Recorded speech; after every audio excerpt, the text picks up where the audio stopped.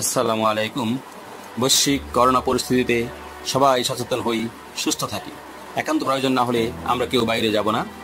ঢাকা জেলার নবাবগঞ্জ উপজেলাধীন খানিপুর উচ্চ বিদ্যালয়ের সকল শিক্ষার্থী, সম্মানিত অভিভাবক ও সংশ্লিষ্ট সকলকে শ্রেণী পাঠদানের বিকল্প অনলাইন ক্লাসে স্বাগতম জানাচ্ছি। আমাদের সকলের সম্মিলিত প্রচেষ্টায় আমরা এগিয়ে যাব এবং নির্ধারিত লক্ষ্যে পৌঁছে যাব ইনশাআল্লাহ। আসুন সবাই অংশ নেই খানিপুর উচ্চ বিদ্যালয়ের অনলাইন ক্লাসে। ধন্যবাদ। প্রিয় শিক্ষার্থীবৃন্দ, সবাইকে ঈদের শুভেচ্ছা অভিনন্দন। খানিপুর উচ্চ বিদ্যালয়ে অনলাইন ক্লাসে সকল শিক্ষার্থী জানাচ্ছি সুস্বাগতম। আমি রঞ্জিত পাল, সহকারী শিক্ষক গণিত, খানিপুর উচ্চ বিদ্যালয়, নবাবগঞ্জ, ঢাকা। প্রিয় শিক্ষার্থীবৃন্দ, ঈদের পর আজকে আমার তোমাদের সাথে প্রথম ক্লাস। আমি তোমাদেরকে আজকে অষ্টম শ্রেণীর গণিত বিষয় নিয়ে আজকে তোমাদের সাথে আমি আলোচনা করব। আমার অধ্যায় হচ্ছে তৃতীয় পর্ব 1। এই অধ্যায়ে যে পরিমাপ আছে, আজকে পরিমাপ পদ্ধতি নিয়ে আলোচনা করব। মূলত আমার যে এখানে যে জিনিসগুলি নিয়ে আজকে আলোচনা করবো, সূত্রগুলি নিয়ে, ত্রিভুজ ক্ষেত্র, আয়তক্ষেত্র, বর্গক্ষেত্র, আয়তকার ঘনবস্তু, ঘনক, এগুলো যে সূত্রগুলো কিভাবে হয় তা আমরা আজকে দেখব। প্রিয় শিক্ষার্থীবৃন্দ, তোমরা সবাই ভয় পেয়ে যাও যে সূত্রগুলি কিভাবে হয়, সেগুলি তোমরা বুঝতে পারো না। আজকে তোমাদের সুন্দর করে আমি বুঝিয়ে দেবো যে এই জন্য আমি আজকে সূচিপত্র দিয়েছি, সূত্র থেকে মিত্র, মানে সূত্র থেকেটাকে কিভাবে সে মিত্র মানে বন্ধু ভাবে নেওয়া যায়, সেটা আমি তোমাদের দেখাবো। তাহলে আসা যাক যে প্রথমে আমাদের যে কথা ছিল যে ত্রিভুজ ক্ষেত্র, এইটার যে ক্ষেত্রফল কিভাবে হয় সেটা তোমাদের আমি এখন দেখাবো। প্রিয় শিক্ষার্থীবৃন্দ, আমরা প্রথম হলে ত্রিভুজ ক্ষেত্রের ক্ষেত্রফল এটা কিভাবে পাওয়া যায়। আমি লিখি যে ত্রিভুজ ক্ষেত্রের ক্ষেত্রফল, এই ত্রিভুজ ক্ষেত্রের ক্ষেত্রফল হলো হাফ, আমি নিচে লিখছি, এই পাশে নাহলে এখানে লিখছি, হাফ ভূমি ইন্টু উচ্চতা। এটা হলো ত্রিভুজ ক্ষেত্রের ক্ষেত্রফলের সূত্র। তো শিক্ষার্থীবৃন্দ, এখানে আমি তোমাদের একটা আর্ট করে দেখাচ্ছি। এখানে একটি ত্রিভুজ দেখাচ্ছি আমি, দেখো, সবাই ফলো করো। এটা হলো একটি ত্রিভুজ, আর এটা হলো কি ভূমি, এটা হলো ত্রিভুজের ভূমি। এখন এটা কিন্তু লম্ব না, কিন্তু এটাকে লম্ব, যদি আমি এখান থেকে একটা লম্ব অঙ্কন করি, এই ভূমির উপরে একটি রেখা অঙ্কন করি, তাহলে এটা কি হলো লম্ব, এটা হলো কি লম্ব। তাহলে আমরা বলছি কি এই হাফ ভূমি হলো এইটুক আর উচ্চতা হলো এইটুক, তাহলে আমরা ত্রিভুজের ক্ষেত্রফল পেয়ে যাব। যে শিক্ষার্থীবৃন্দ, এবার যদি পরীক্ষায় বলে যে উচ্চতা বের করতে বলে, অথবা লম্ব উচ্চতা বের করতে বলে, অথবা লম্ব বের করতে বলে, বা ভূমি বের করতে বলে, তাহলে তোমরা কিভাবে বের করবা? তাহলে তোমরা এই অংশটুকু এখানে লিখবা আগে, আর এই অংশটুকু পরে লিখবা। দেখাচ্ছি যে হাফ ভূমি ইন্টু উচ্চতা, তাহলে এখানে হবে কি ত্রিভুজ ক্ষেত্রের ক্ষেত্রফল। এখানে তোমাদের একটা কথা লিখতে হবে, একক লিখতে হবে, এখানে লিখতে হবে বর্গ একক, একথা লিখতে হবে। কেন? যদি এখানে সেন্টিমিটার থাকে সেন্টিমিটার, তাহলে বর্গ সেন্টিমিটার, যদি মিটার থাকে মিটার থাকে, তাহলে বর্গ মিটার। এখন তুমি এখানে যে যদি এটা বলে যে ত্রিভুজ ক্ষেত্রের ক্ষেত্রফল দেওয়া আছে, উচ্চতা দেওয়া আছে, ভূমি কত, তাহলে তুমি এখান থেকে বের করবা যে এই যে 2 এখানে গুণ অবস্থা আছে, এদিকে গেলে কি হবে, ভাগ হয়ে যাবে, এদিকে ভাগ অবস্থা দিকে গেলে কি হয়ে যাবে, গুণ হয়ে যাবে। তাহলে এখানে আমরা লিখতে পারি যে ভূমি ইন্টু উচ্চতা সমান 2 ইন্টু ত্রিভুজ ক্ষেত্রের ক্ষেত্রফল। এখন আমি যদি এটা রাখতে চাই, আমি যদি ভূমি রাখতে চাই, তাহলে এখানে হবে কি, সুতরাং ভূমি সমান সমান কি হবে, এখানে গুণ আছে, তাহলে এটা ওদিক থেকে কি হবে, ভাগ হয়ে যাবে। তাহলে 2 ইন্টু এই যে ত্রিভুজ ক্ষেত্রের ক্ষেত্রফল ভাগ কি হবে উচ্চতা। এটা কিন্তু ব্র্যাকেট দিয়ে এখানে লিখতে হবে কি একক। কেন সবসময় ভূমিকা কি হয়ে থাকে, আমরা একক হলো কি মিটার সেন্টিমিটার হয়ে থাকে, সেই জন্য আমি লিখছি কি একক। তুমি এইভাবে তুমি উচ্চতা চাইলে এখানে উচ্চতা রাখবা, তাহলে ভূমিটা কি হবে এখানে ভাগ হয়ে যাবে। তাহলে কিন্তু তোমরা তিনটা সূত্র পেয়ে গেলাম। প্রিয় শিক্ষার্থী, এবার আসা যাক যে এই যে আয়তক্ষেত্রের ক্ষেত্রফল এটা কিভাবে হয়। আয়তক্ষেত্রের ক্ষেত্রফল আমরা সূত্র জানি, তাহলে আমরা এখানে লিখতে পারি আয়তক্ষেত্রের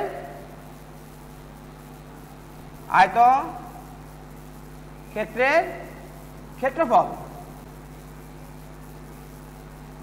ক্ষেত্রফল সমান কি লেখা যায়? আমি তোমাদের দেখাচ্ছি, এখানে তোমরা দেখতে পাচ্ছ এটা হলো কি একটি আয়তক্ষেত্র। তোমরা এখানে দেখতে পাচ্ছ ব্ল্যাকবোর্ডটা কিন্তু আয়তক্ষেত্র। যদি দৈর্ঘ্য সমান হয় এবং প্রস্থ সমান হয়, তাহলে এটা আমরা বলবো কি আয়তক্ষেত্র। মানে এই বিপরীত বাহুগুলি কি পরস্পর সমান এবং সমান্তরাল হতে হবে, তাহলে সেটা হবে কি আয়তক্ষেত্র। তাহলে আমরা এখানে দেখতে পারি যে ক্ষেত্রফল কি দৈর্ঘ্য গুণ প্রস্থ, ব্র্যাকেট দিয়ে এখানে হবে কি বর্গ একক। কেন যদি এটা যদি ক্ষেত্রফল বের করার সময় সবসময় বর্গ একক হবে, বর্গ মিটারে। দৈর্ঘ্য যদি মিটার থাকে, প্রস্থ মিটার থাকে, তাহলে বর্গ মিটার, আর সেন্টিমিটার থাকে তাহলে বর্গ সেন্টিমিটার। তাহলে প্রিয় শিক্ষার্থীবৃন্দ, এই যে দৈর্ঘ্য আর যে প্রস্থ দেখতে পাচ্ছ, তাহলে এই যে দৈর্ঘ্য আর প্রস্থ গুণ করলে কি পাবো, আমি পুরোটার ক্ষেত্রফল পেয়ে যাব।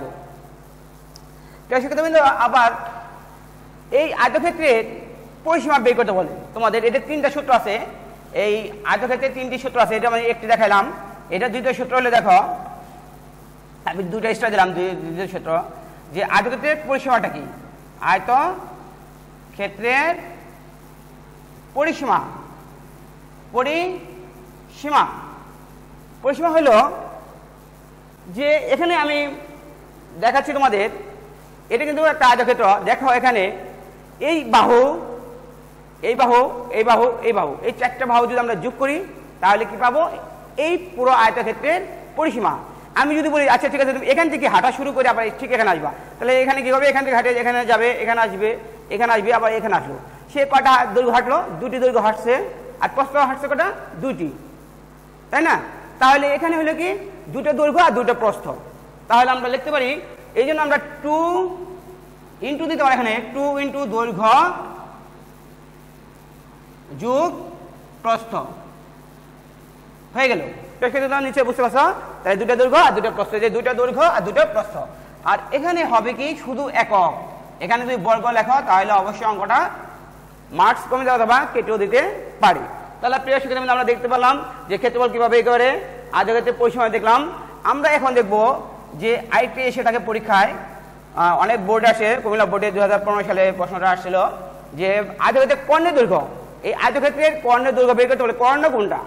কর্ণ হলো, আমরা যদি বলি এটা একটা ক্ষেত বলি, তাহলে বলি যদি অনেকে করে কি যে এখান থেকে রাস্তা আছে, এখান থেকে যদি যায় তাহলে এই কোনার আসতে সময় বেশি লাগে, এগুলো কোনাকোনি চলে যায় অনেকে, তাই না? মাঠের কোনার দিয়ে চলে যায়, এটাকে বলি কোনাকোনি যে রাস্তা থাকে, এটাকে বলে কর্ণ। এটা একটা কর্ণ আর এই যে এটা একটা কর্ণ, দুটি কর্ণ এখানে।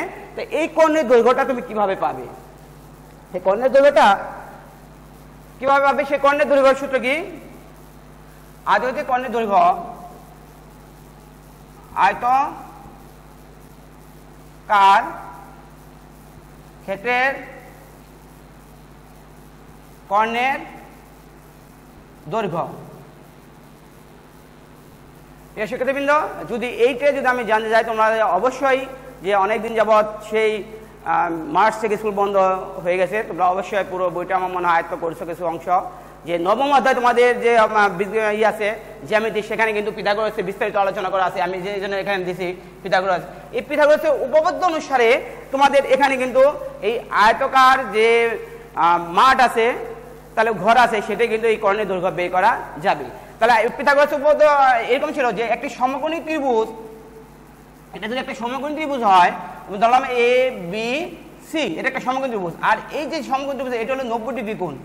90 ডিগ্রি কোণের এই 90 ডিগ্রি কোণের যে বিপরীতে যে বাহুটা থাকে 90 ডিগ্রি কোণের, এটাকে বলা হয় অতিভুজ। এটাকে বলা হয় কি? অতিভুজ। আর এটাকে বলা হয় ভূমি। আর এটাকে বলা হয় লম্ব বা উলম্ব লম্ব। তাহলে আমরা এই পিথাগোরাসের উপপাদ্য অনুসারে আমরা বলতে পারি যে অতিভুজ স্কয়ার, অতিভুজ মানে তাহলে এসি, অতিভুজ আমরা বলতে পারি, এটা যদি অতিভুজ হয় বাংলাটা তাহলে আমরা বলতে পারি এসি, তাহলে আমরা লিখতে পারি এসি স্কয়ার সমান AB square plus BC square. তাহলে প্রিয় শিক্ষার্থীবৃন্দ, এখন যে আমাদের আয়তকার এই যে বস্তুটা ছিল সেটাকে আমরা কর্ণে ধরবো। আমি যদি আয়তকারটা আর্ট করি এখানে, তাহলে দেখো এটা যদি আমরা কর্ণ নেই তাহলে ঠিক দেখতে পাচ্ছ যে এই অংশটা যদি আমি এখন মুছে দিই, দেখো ঠিক কিন্তু এই পিথাগোরাসের এই যে জ্যামিতি যে ছিল সমকোণী ত্রিভুজ সেটা কিন্তু হয়ে গেল। তাহলে আমাদের এই ক্ষেত্রে কি হবে? এটা হবে এই অতিভুজ, আর এটা হবে লম্ব, আর এটা হবে কি? ভূমি। তাহলে আমরা এখানে বলতে পারি যে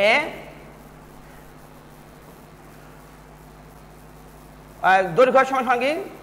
কর্ণের দৈর্ঘ্য সমান রুট ওভার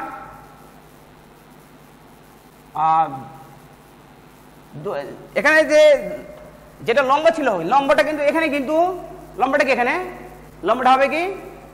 প্রস্থ। আর এখানে এই যে ভূমিটা, এটা হবে কি? ভূমিটা কি হবে? এটা কি হবে?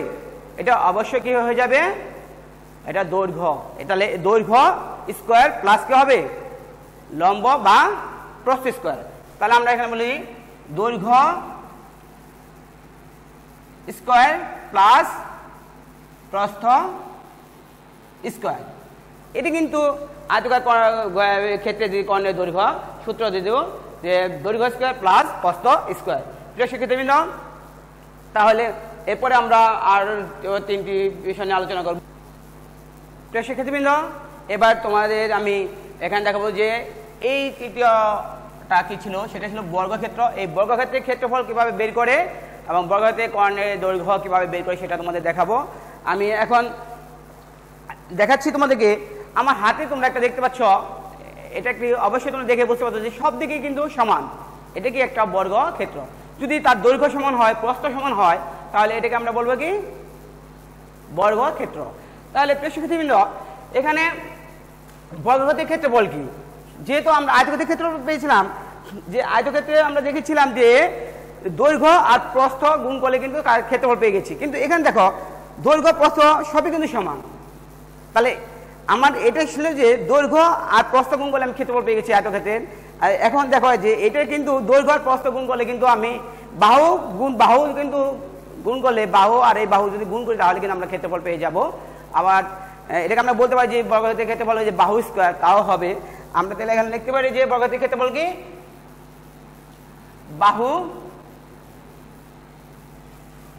বাহুর দৈর্ঘ্য মানে এক বাহুর দৈর্ঘ্য বা বাহুর দৈর্ঘ্য স্কয়ার, তাও হবে বাহুর দৈর্ঘ্য স্কয়ার।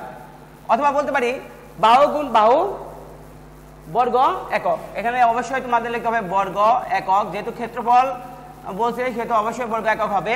তাহলে কিন্তু আমি বর্গক্ষেত্রের ক্ষেত্রফল পেয়ে গেলাম। যদি এটা যদি একটা বর্গক্ষেত্র হয়, সব দিকে কিন্তু সমান, সব দিকে সমান। যদি এটা আমি বলি যে এ বি সি ডি, আর এই বাহু যদি এ হয়, ধরি এ বাহু এ বাহু এ, যেহেতু সব দিকে সমান, তাহলে আমরা বলতে পারি যে এটা ক্ষেত্রফল কি হবে? এটা ক্ষেত্রফল হবে হলো এ স্কয়ার অথবা বাহু দৈর্ঘ্য স্কয়ার। তাহলে এবার আসে যাক যে কর্ণের দৈর্ঘ্য কিভাবে বের করে। এই বর্গক্ষেত্রের কর্ণের দৈর্ঘ্য বের করার সূত্র আছে। আমরা বর্গক্ষেত্রের পরিসীমা সূত্র আমরা দেখি আগে। বর্গক্ষেত্রের আমরা আয়তক্ষেত্রের পরিসীমা দেখেছি কিভাবে বের করে। বর্গক্ষেত্রের পরিসীমা কত হলো? এই যে আমরা আয়তক্ষেত্রে দেখছিলাম যে 4 বাহু যোগফল আর দৈর্ঘ্য প্রস্থ যে আমরা দেখছিলাম যোগ করে, এখানে কিন্তু এই 4টা বাহু যোগফল হবে কি? এটার পরিসীমা। তাহলে কিন্তু বাহু আছে কয়টা? 4টি। তাহলে 4 আর সবটি বাহু যদি সমান, আমি যদি এ ধরি তাহলে কি 4a হয়ে গেল। তাহলে এখানে বর্গক্ষেত্রের পরিসীমা বলতে পারি আমরা যে 4a। আমরা এখানে বলছি 4 ইন্টু এক বাহুর দৈর্ঘ্য।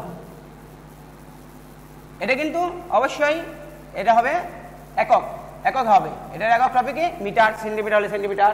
তাহলে কিন্তু এটা হয়ে গেল গা বর্গক্ষেত্রের পরিসীমা। এখন বর্গক্ষেত্রের কর্ণের দৈর্ঘ্য কিভাবে বের করে? আমি দেখেছিলাম যে এটা যদি আমার বর্গক্ষেত্র হয় তাহলে এটা কিন্তু কর্ণ কিন্তু 80, অথবা এটাও ধরতে পারো, এটাও ধরতে পারো তোমরা। তাহলে এখানে কিন্তু যেহেতু সব দিকে সমান, তাহলে এই অংশ যদি এটা যদি এ হয়, এটা যদি বি হয়, এটা সি হয়, এটা ডি হয়, তাহলে এটা যদি এ হয়, এটাও এ, এটাও এ হয়, মানে এটুক আমি কল্পনা করব এখানে এটুক, মানে এইভাবে সবভাবে সমান। কিন্তু আমি দেখাচ্ছি এটাই সমকোণী সমদ্বিবাহু ত্রিভুজ কিন্তু হয়ে গেল। আমরা এটা থেকে বের করবো যে বর্গক্ষেত্রের কর্ণের দৈর্ঘ্য, বর্গক্ষেত্রের কর্ণের দৈর্ঘ্য, এই বর্গক্ষেত্রের কর্ণের দৈর্ঘ্য সমান সমান কি হবে যে a√2, মানে a√2 বা √2a। তাহলে আমরা বলতে পারি এখানে 2√2 ইন্টু বাহুর দৈর্ঘ্য। প্রিয় শিক্ষার্থীবৃন্দ, তোমরা এটা দেখবা যে আমার যে পিথাগোরাসের উপপাদ্য দেখাচ্ছি এখানে, তোমরা সেই হিসাবে তোমরা এটা করে দেখবা যে √2 আর এ আসবে, তাহলে কিন্তু বর্গক্ষেত্রের কর্ণের দৈর্ঘ্য বের হয়ে গেল গা। প্রিয় শিক্ষার্থীবৃন্দ, এবার আমরা আলোচনা করব আয়তকার ঘনবস্তু। আয়তকার ঘনবস্তু, আমাদের আয়তকার ঘনবস্তুর সূত্র কিন্তু এখানে তিনটি আছে। আমরা দেখাবো যে সমগ্র তলের ক্ষেত্রফল বের করা যায়। আমার কাছে এখানে দেখতে পাচ্ছ যে আমি একটি আয়তকার ঘনবস্তু দিয়েছি কি এখানে, বা ইট হতে পারে, এটা হতে পারে, এটা আয়তকার হতে পারে। দেখো এখানে কিন্তু তল আছে কয়টি? 1 2 3 4 5 6, 6টি কিন্তু তল আছে। যদি বলে এই সমগ্র তলের ক্ষেত্রফল বের করতে বলতে পারে, অথবা বলতে পারে কি যে কর্ণের দৈর্ঘ্য বের করো, তাহলে আমরা প্রথমে দেখব, অথবা বলতে পারি যে আয়তন বের করো। আমরা প্রথমে দেখবো যে আয়তনটা তোমাদের বইয়ের মধ্যে আছে এবং পরীক্ষায় এসে থাকে। তাহলে আমরা লিখতে পারি আয়তকার ঘনবস্তুর আয়তকার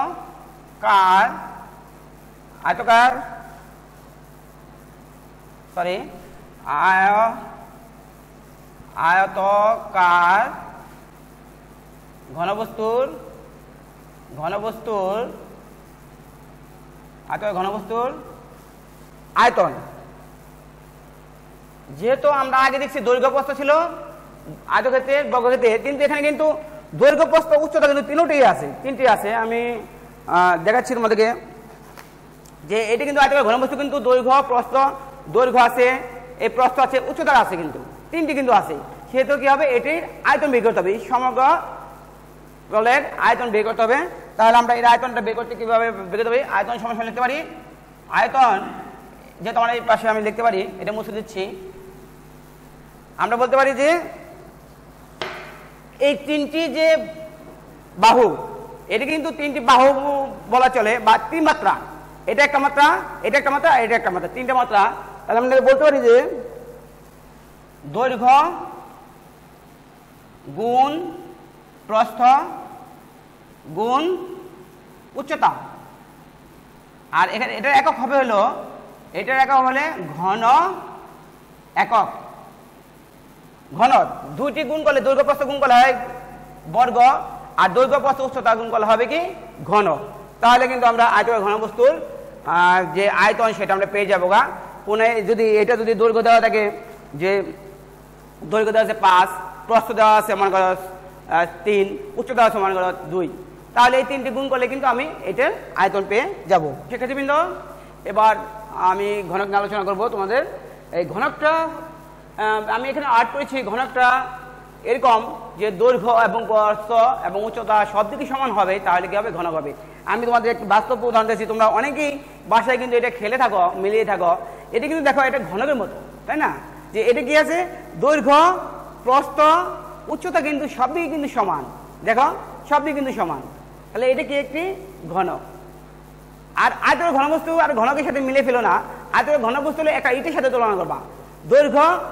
দৈর্ঘ্য সমান, প্রস্থ সমান, উচ্চতা ভিন্ন হতে পারে, সেটা কিন্তু হবে কি আয়তকার ঘনবস্তু। আর ঘনকের হবে সব দিকে সমান, দৈর্ঘ্য প্রস্থ উচ্চতা সব দিকে সমান, সেটা কি ঘনক। আমি এখানে আট করছি দৈর্ঘ্য প্রস্থ উচ্চতা সব দিকে সমান, যদি বলি যে ঘনকের সমকতলের ক্ষেত্রফল, তাহলে তল আছে কয়টি, এটার তল আছে কয়টি, তল চিন্তা করতে হবে কয়টি তল আছে। আমি যদি এটা যদি ধরি, এটা আমি এ বি সি ডি, আমি এই তলটা কল্পনা করতেছি। দেখো এই যে এখানে এই তলটি, মনে করো আমি এই পাশে তলটা আমি ক্ষেত্রফল বের করবো এই পাশে, তাহলে আমার এখানে যেহেতু এটা একটা বর্গের মতো কল্পনা করবো, এটা কিন্তু বর্গের মতো আবার তল, এই ঘনকের তল প্রত্যেকটা তল কিন্তু একটা বর্গ, তাহলে এখানে বর্গের মতো দেখি, বর্গে আমরা দেখছিলাম যে বাহু স্কোয়ার এ স্কোয়ার, তাহলে এখানে যদি এ এটা এ এটা এ এটা এ হয়, তাহলে কি হবে এই তলের ক্ষেত্রফল কি এ স্কোয়ার। তাহলে যেহেতু এখানে 6টি তল আছে, এখানে 6টি তল আছে, 1 2 এপাশে একটা, এপাশে একটা 3, এপাশে একটা 4, এপাশে একটা 5, এপাশে একটি অটালু, তল 6টি, তাহলে 6টি হলে তাহলে কি হবে 6। আর এই যে আমি এটার ক্ষেত্রফল বললাম যে বর্গের ক্ষেত্রফলের মতো, তাহলে এটা এ স্কোয়ার ছিল, তাহলে 6 স্কোয়ার, তাহলে এটা গেল ঘনকের সমকতলের ক্ষেত্রফল বের হয়ে গেল। এবার আমরা দেখাবো যে ঘনকের আয়তন, এই ঘনকের আয়তন কিভাবে বের করে, এটাই সূত্রটা দেখাবো। এই ঘনকের আয়তন হলো, যেহেতু এটা দৈর্ঘ্য প্রস্থ, এই যে দৈর্ঘ্য দেখো, প্রস্থ দেখো, এই যে প্রস্থ আছে, উচ্চতা, তাহলে এটা কিন্তু তুমি দেখতে পাচ্ছ দৈর্ঘ্য, এই যে এটা প্রস্থ, আর এটা কি উচ্চতা, তাই না, সব দিক কিন্তু সমান। তাহলে আমরা কিন্তু এখানে বলতে পারি যে এটা বলতে পারি এ কিউব, এটা আয়তন হবে কি এ কিউব, মানে বাহু গুণ বাহু গুণ বাহু, তাহলে এখানে কি এটা কি ঘন একক হবে। আমি সবসময় বলছি যে আয়তন সবসময় কি ঘন একক, ঠিক আছে প্রিয় শিক্ষার্থীবৃন্দ। তাহলে তোমাদের আজকে তোমরা এগুলো পুরো ক্লাসে যে আরো সুন্দরভাবে বিস্তারিত জানতে পারবে, আরো কিছু আছে। তাহলে প্রিয় শিক্ষার্থীবৃন্দ, আজ তোমাদের এই পর্যন্তই। যতটুকু শিখলাম তোমরা বুঝবে, না বুঝো তাহলে আমাদের যে কমেন্ট করবে, তোমরা সেখানে লিখবে কোথায় না সমস্যা হয়, সেখানে দেখবে। শিক্ষার্থীবৃন্দ, আজকের মতো ক্লাস এখানে সমাপ্তি ঘোষণা করছি। সবাই ভালো থাকো, আমি ক্লাস দেখার জন্য সবাইকে আমন্ত্রণ রইল। ধন্যবাদ সবাই।